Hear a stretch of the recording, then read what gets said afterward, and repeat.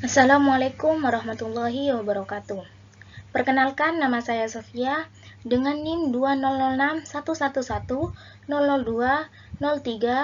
dari kelas 3D Program Studi Pendidikan Guru Sekolah Dasar Fakultas Ilmu Pendidikan.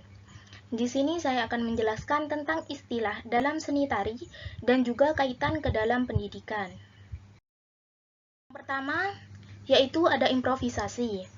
Improvisasi merupakan latihan dalam menghayal, percobaan, dan juga mempraktekkan gerakan-gerakan sementara untuk mendapatkan gerakan yang akan ditetapkan di akhir latihan.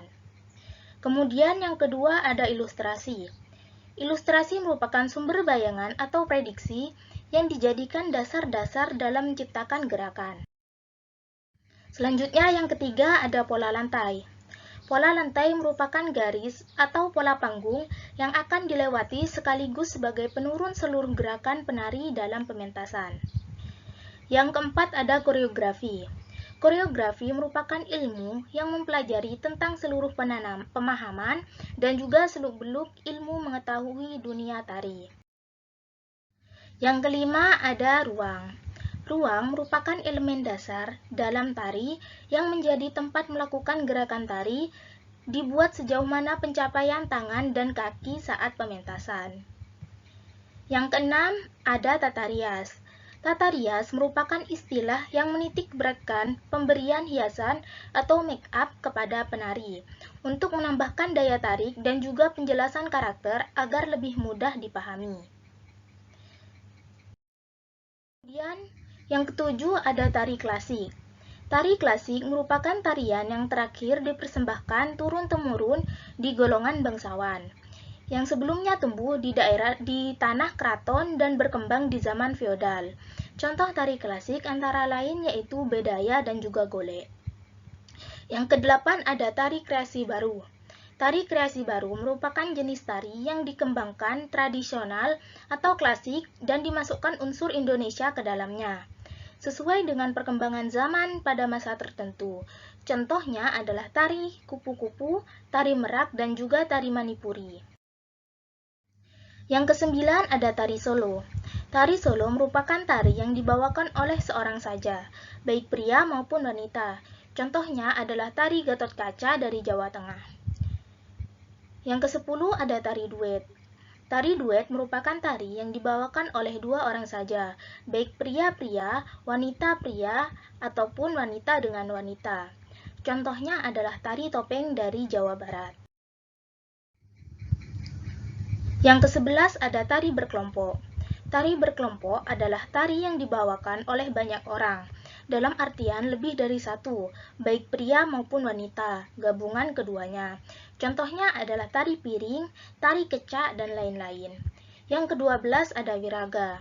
Wiraga adalah sebuah unsur dalam tari yang mengharuskan penari untuk memperlihatkan gerakan badan, baik dalam posisi berdiri maupun posisi duduk. Yang ke-13 ada wirama. Wirama atau irama adalah unsur penggabung yang memperharuskan gerakan dengan musik pengiring dalam tarian. Yang ke-14 ada wirasa.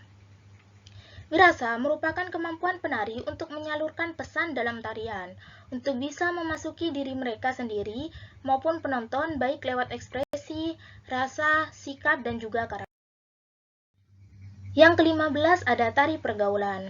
Tari pergaulan merupakan tarian yang diadakan untuk mempererat persaudaraan, sehingga dalam pertunjukan akan dimainkan oleh dua orang kelompok yang saling beradu dan saling timbal balik secara bergantian. Yang ke-16 ada tari upacara. Tari upacara merupakan tarian yang akan diselenggarakan pada saat adanya perayaan adat atau keagamaan di suatu daerah. Umumnya, tari dan tema diambil berdasarkan daerah itu. Yang ke-17 ada gerak spontan. Gerak spontan merupakan gerakan yang terjadi atau dilakukan secara tiba-tiba, alias mendadak tanpa diinginkan maupun diniatkan oleh si penari, kaitan dalam dunia pendidikan. Yang ke-18 merupakan ombak banyu. Ombak banyu merupakan sesuai dengan namanya yaitu ombak.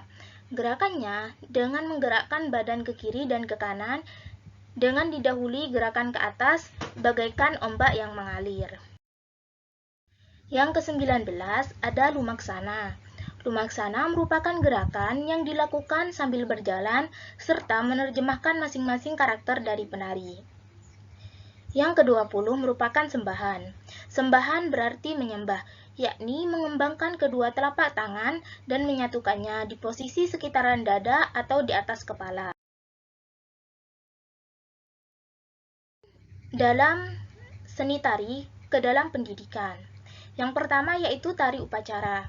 Dalam dunia pendidikan bertujuan untuk mengenalkan adat istiadat yang ada di lingkungan siswa, kemudian mengenalkan sejarah budaya secara turun-temurun kepada siswa, menanamkan rasa toleransi dan menanamkan nilai agama pada siswa. Tari upacara berkaitan dengan mata pelajaran IPS, PKN, dan juga agama. Yang kedua, ada ombak banyu. Ombak banyu dalam dunia pendidikan bertujuan untuk melatih kelenturan otot badan siswa dengan menggerakkan badan ke kiri dan ke kanan. Berkaitan dengan pembelajaran SPDP dan juga PJUK. Kemudian yang ketiga ada pola lantai.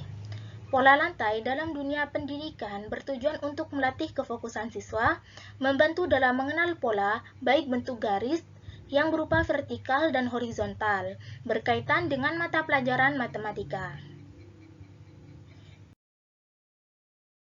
Gerak spontan. Gerak spontan merupakan dalam pendidikan bertujuan untuk melatih kreativitas siswa dalam berpikir, melatih ketangkasan siswa, dan belajar menganalisis gerakan pada tari. Dalam hal ini berkaitan juga dengan pembelajaran IPA dan bahasa Indonesia.